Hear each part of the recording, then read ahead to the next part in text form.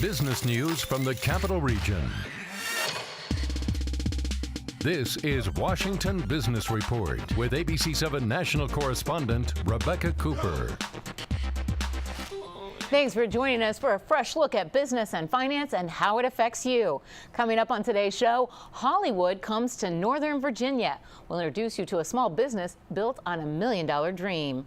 Plus, in our roundtable insider scoop on the Purple Line, some encouraging signs for the local economy, and it's already happening. Opinions are flying when it comes to new leadership in Washington and Maryland. But first, 1776 is a startup success story right here in Washington.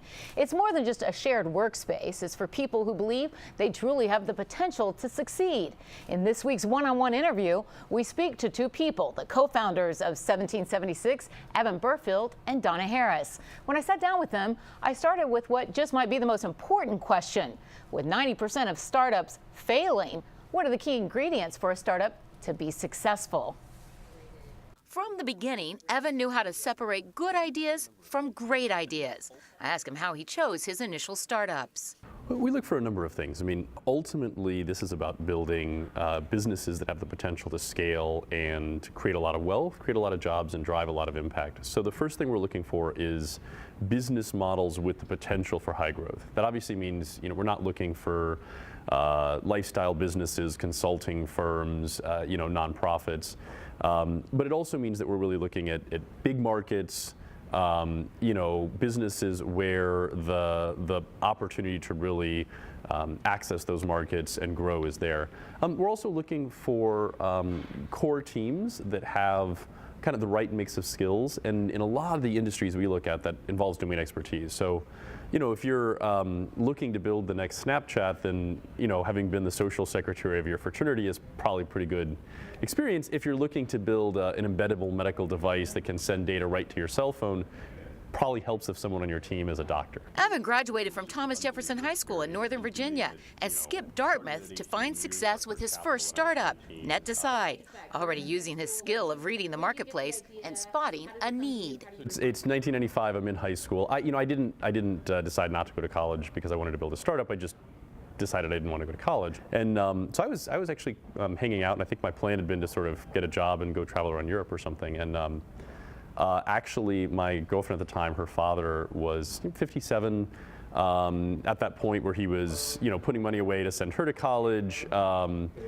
planning for his own retirement, helping to support his parents. And so we just got into this whole series of conversations about how generally poor the financial planning solutions at the time were. I knew how to code.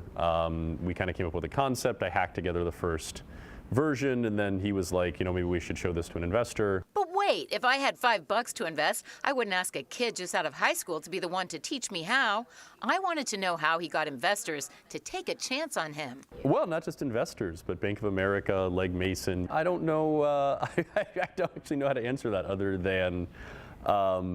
So what would he say to other companies? How can they learn from his success? I think one of the strengths that I was still developing back then, and I think has been very useful at 1776, is just how do you distill a bunch of stuff down into a very simple, clear story that can be compelling. And even at that point, I mean, being able to sort of go, look, there's all these different things going on, but fundamentally, here's what's happening in the financial service industry. Here's where the market opportunity lies. If you could build something that looks like this, here's where it does. That I think was valuable when I was 19. It's valuable when I'm 38, and it's something that we spend a lot of time working with all of our startups on today to make sure that they can kind of take all this stuff, distill it down into a clear, simple story.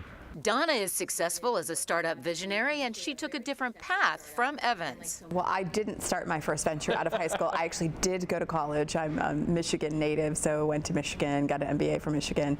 I started my first venture mostly out of necessity. I worked for EDS and Oracle in sales and systems engineering, and noticed an opportunity in the marketplace, but also was a little tired of the travel and the idea that I was re-earning my sales commission every single year. That just felt wrong to me, that if I was going to work that hard and invest that much time, I wanted to have an ownership equity so that I didn't have to re-earn it. The thing that I love with technology, and always have since day one, is not so much technology for its own sake, but technology for what it can do, and that has been something that has woven its way through my whole career.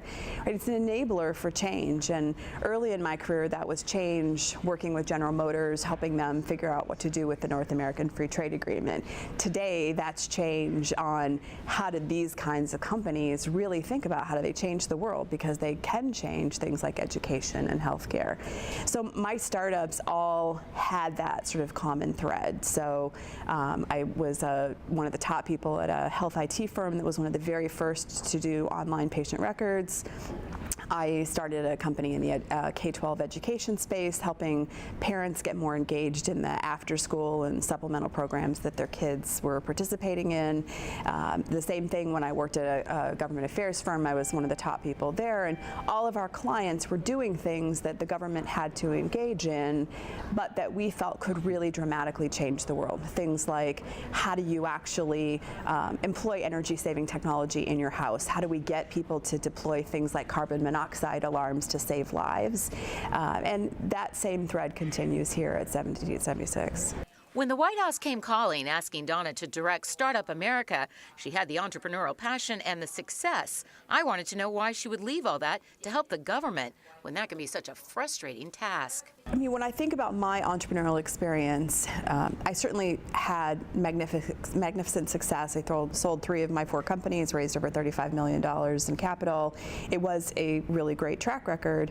But the thread throughout all of my companies were that being a successful entrepreneur is really tied to where you live geographically, right? The mentors, very much so, right? So it's a very hyper-local activity. The mentors that are in your city are who you have access to, the potential customers that are around you, the number of other entrepreneurs that are in your community. It becomes very difficult to build a scalable company if you're not in places like Silicon Valley. But technology had changed enough that I really felt that there were the possibility for ecosystems to emerge outside of Silicon Valley, that increasingly it was becoming possible to not only create a dense local ecosystem, but to connect those ecosystems to each other.